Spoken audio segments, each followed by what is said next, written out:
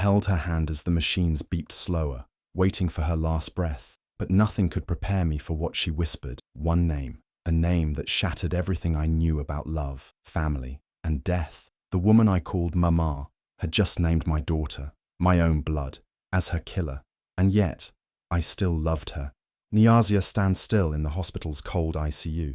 The machines beep softly, and her eyes are fixed on Mama Zanele, her stepmother, lying weak and quiet on the hospital bed. Beside her is Lumka, Niazia's 22-year-old daughter, smart, calm, and deeply loved. She stands straight, watching silently. The room feels heavy, filled with unspoken things. This family has been broken for years, not by fights, but by secrets no one ever talked about. Niazia feels pain and confusion. She remembers how Mama Zanele took her in when her real father died. She raised her with care, loved her like her own. But now, as Zanele fights for her life, Niazia's heart carries more than just sadness. There's guilt too, and something else. A strange feeling that something is not right.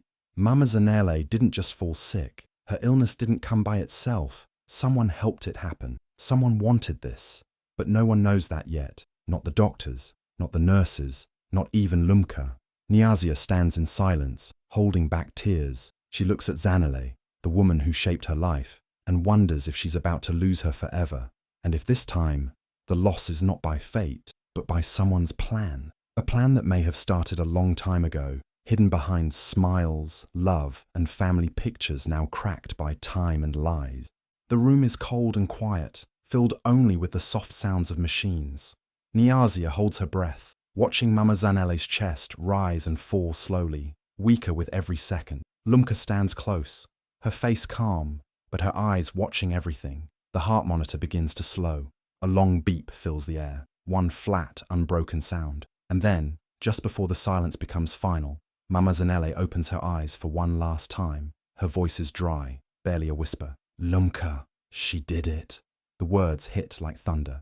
Everyone in the room freezes. The nurses stop moving. The air feels heavier. Niazia blinks, confused at first, then terrified. She doesn't scream because Zanele is dying. She screams because of what she just heard. Her heart starts racing. What did she say? What does that mean? Her voice shakes, but it's too late. The doctor checks the monitors, places a hand on Zanele's wrist, and then slowly looks up. She's gone. The silence after that feels sharp. Niazia turns to Lumka. Her daughter is frozen, her face pale, her hands shaking. She doesn't say a word, just stares at the bed, wide-eyed, like she's seen a ghost. Niazia doesn't know what to feel. Fear, confusion, or disbelief. Her mind spins. Was it just the rambling of a dying woman? Or did those words mean something real? Did Mama Zanele just accuse Lumka of something terrible?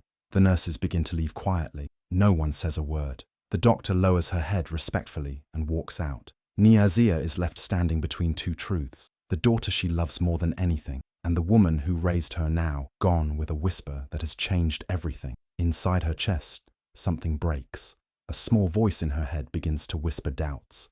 She wants to push them away, but they stick. Suspicion, like a slow poison, begins to grow. She looks at Lumka again, not with love this time, but with fear. And just like that, in one breath, everything between them begins to change.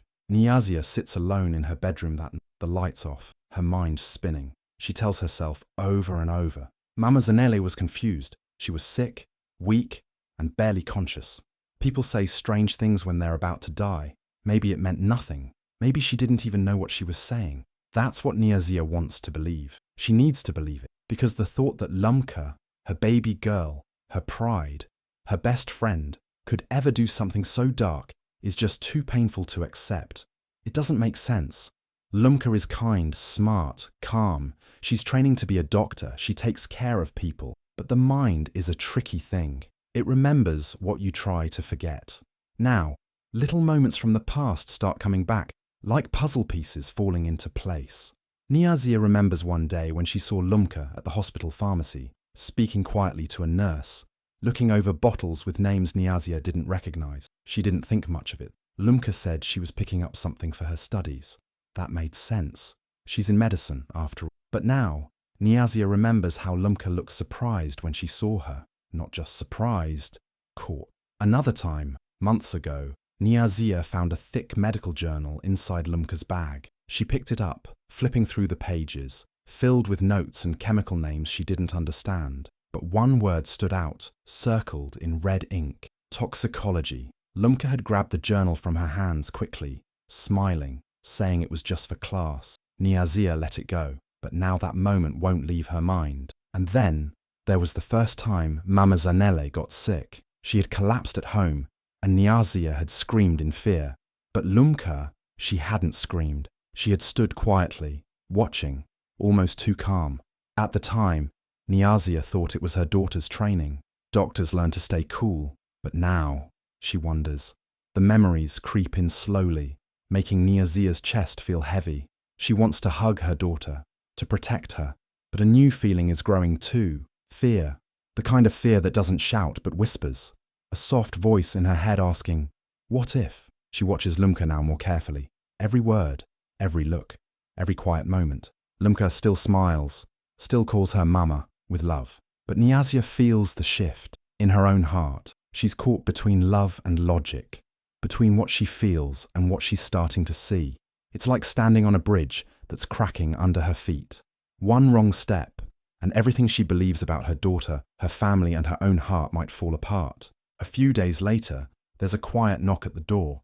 The doctor stands there with a serious face and hands Niazia a sealed envelope. "It's the toxicology report," he says. She opens it with shaking hands, hoping for peace. But what she finds inside destroys that hope. Mama Zanele didn't die naturally. She was poisoned, slowly, on purpose. The words feel like a punch to her chest. Someone did this. Someone planned it carefully and made it look like illness. The poison wasn't something ordinary. It was rare, hard to get, and not found in normal homes. It was a very specific compound, one that only people in medical research might even know about. Then comes the detail that nearly stops her heart. This exact poison was part of Lumka's university research. Her daughter, the same daughter who stood beside her in the hospital, the same daughter who stayed calm when Mama Zanele first collapsed, the same daughter who was caught visiting the hospital pharmacy in secret. Everything starts to connect. It's not just a feeling anymore, it's proof. Niazia remembers the medical journal she once found in Lumka's bag. At the time, Lumka said it was for class. But now, she remembers the red circle around the word toxicology. It wasn't nothing. It was something. Something real. Something deadly. The room feels like it's closing in. Her body is still, but her mind is spinning. Could Lumka really do this? Could the same girl who hugged her, laughed with her, cried with her, also be a killer? She doesn't want to believe it, but the report won't let her forget. The truth is no longer hiding.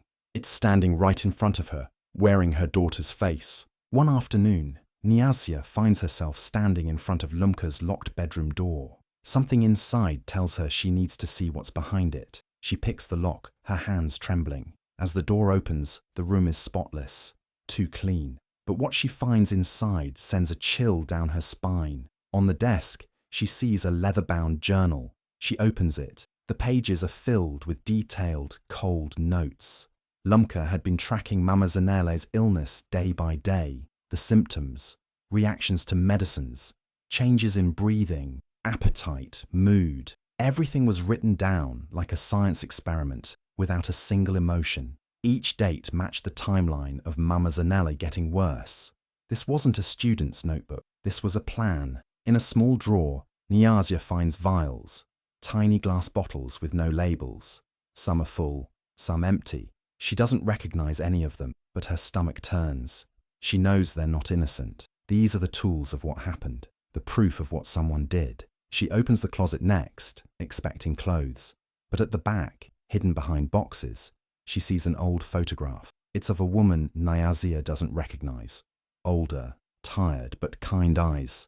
She turns the photo around, written in ink, "My real mother." Niazia feels her knees weaken. All this time, Lumka had been searching, remembering, angry, and she never said a word. Not to Niazia, not to anyone. She had carried this quiet rage like a secret shadow. She flips to the last page of the journal. Just one sentence is written in big, hard letters. Zanele took everything. Now it all makes sense. Lumka didn't act out of hate. She acted with purpose. She had built this plan piece by piece, in silence, with a smile. Niazia sits across from Lumka, her heart heavy with everything she's found. The journal, the vials, the photo, the truth. The room is quiet. Too quiet. Lumka walks in calmly, as if nothing is wrong. But Niazia's face says everything. She doesn't yell. She doesn't accuse. She just asks, why? Lumka doesn't flinch. Her voice is soft, steady. Because no one else ever saw what she did, she says. But I did. Niazia's hands tighten. Her chest aches. What do you mean? She whispers. Lumka looks her straight in the eyes. Mama Zanele wasn't who you thought she was, she says. She destroyed our family. She made my father, your father, forget my real mother. She lied. She tricked. She took everything. And no one stopped her. She pauses, breathing slowly. I found the letters, the photos, the stories my real mother wrote. I saw the pain she went through alone, while Zanele stood proud like a queen in this house. My mother was erased, like she never existed. Niazia feels like the floor is falling. She had no idea. She never imagined this. Lumka continues. I didn't hate her mama. I just couldn't let her win. I couldn't let her die loved and honored, while my real mother's name was forgotten. It wasn't murder. It was justice. Tears fill Niazia's eyes. Her mouth opens, but no words come out. Then Lumka says the words that cut the deepest. I never stopped loving you, mama. I just had to do this. For her. Her voice breaks a little, just at the end, and suddenly, the strong, silent daughter becomes a girl again, crying like a child who needed her mother, but chose a different path. Niazia watches her daughter, broken but calm, and feels her own heart shatter into pieces. The police start asking questions. Niazia feels her heart sink every time they come by. She knows the truth. She knows what Lumka did, but she also knows why. When no one is watching, she hides the journal. She takes the vials and tucks them away in a box. She locks it, hides the key. If they find them, everything is over. But hiding the truth doesn't stop her thoughts. Guilt grows inside her like a slow poison. She watches Lumka moving around the house, calm, peaceful. The same girl who used to fall asleep in her lap, who cried when she scraped her knees. Now she's someone else. Or maybe she always was, and Niazia just didn't see it. She remembers Mama Zanele's last breath. The words still echo. Lumka, she did it. Every time she hears those words in her head, her stomach turns. But then she thinks of Lumka's pain, of her real mother being pushed aside, forgotten. It wasn't out of hate. It was something deeper. It was revenge. It was heartbreak. Now Niazia feels pulled in two directions. One voice says, tell the police the truth, do the right thing. But the other voice, louder, says, protect your child. She's all you have. She's your blood. She puts on a smile when the officers visit. She nods, answers simply, and lies when she has to. Every word feels like a crack in her soul. At night, she stares at the ceiling, unable to sleep. She wonders if she's still a good mother, or a coward. Each day, the weight gets heavier, the silence gets louder, and the line between right and wrong fades. Lumka starts to act differently. Something about her has changed. Niazia watches closely. Some days, Lumka seems lighter, like she's free. Other days, she looks lost, distant, quiet. It's hard to tell if it's guilt that's changing her, or the relief of being done with what she did. But whatever it is, the bond between mother and daughter is not the same anymore. They don't talk like before. They sit in the same room, but the silence is heavy. Niazia finds it hard to look at Lumka. Every time she tries, the memory of Mama Zanele's final words plays in her head. Her heart wants to reach out, to hold Lumka like she used to, but her body freezes. She avoids Lumka's touch, her hugs, even her laughter. The joy they once shared now feels forced, uncomfortable. Lumka notices it too. She tries to act normal, but Niazia's coldness cuts deep. There's a space between them now that wasn't there before. A quiet, painful space, filled with unspoken truths. The house feels colder, even when the sun is out. The smiles are shorter. The meals are quieter. Niazia looks at Lumka and wonders who she really is. The sweet, smart daughter she raised, or someone darker, someone who planned and acted in silence. That question haunts her, and yet deep down, the love hasn't died. It's still there, hurting, confused, but alive. That's what makes it worse. They're both holding on, but barely. Love is there, but the trust is broken. What they had can never go back to how it was. And in that quiet space between them, something beautiful has been lost, maybe forever. The police investigation ends quietly. No strong proof is found. No one is arrested. The case is closed as a natural death. People say Mama Zanele died from a long illness, and everyone moves on. But Nyazia knows the truth. She holds it inside like a burning secret she can never tell. Mama Zanele is given a beautiful funeral. Flowers everywhere, people crying. Neighbors, family and friends all come to say goodbye. They speak about how kind and loving she was. They call her a strong woman, a second mother to Nyazia, a grandmother figure to Lumka. Everyone says she was full of love, always helping others. Lumka stands at the front, dressed in black, holding Nyazia's hand, her face calm, her tears soft. Everyone sees her as a brave daughter standing strong beside her grieving mother. They praise her strength. They say, she's just like her mother, not knowing the full truth. But Nyazia stands there frozen. Every word, every prayer feels wrong. The truth is stuck in her throat. She watches Lumka talk to people, smile gently, thank them for their support, and it makes her chest tighten. No one knows what really happened. No one knows the girl they are praising is the same girl who poisoned Mama Zanele.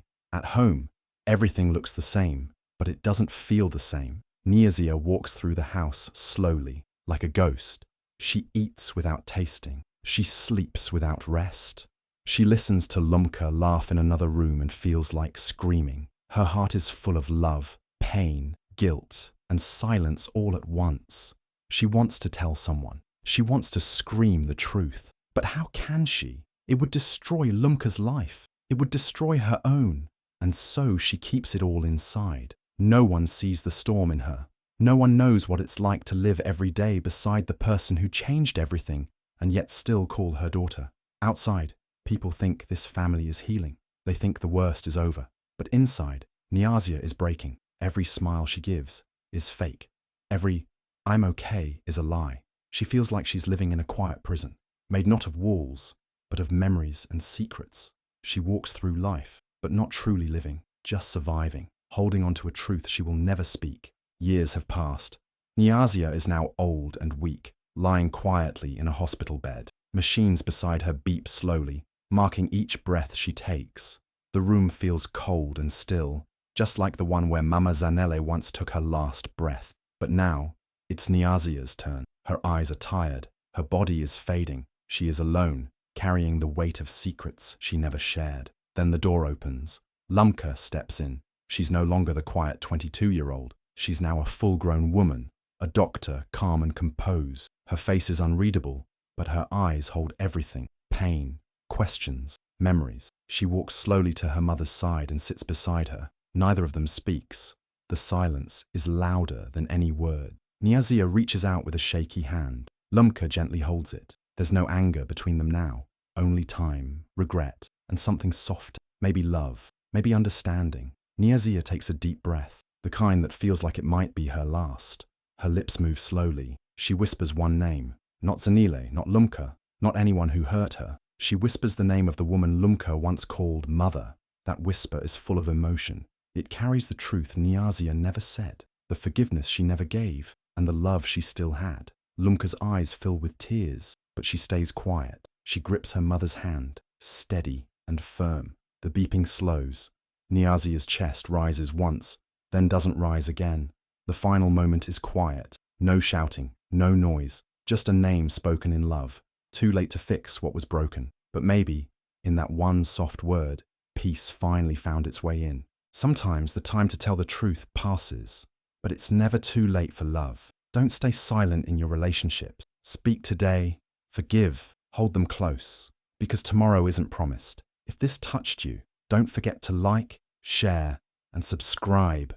Drop a comment with your thoughts, and make sure to watch the videos on your screen. You don't want to miss them. Thanks for watching.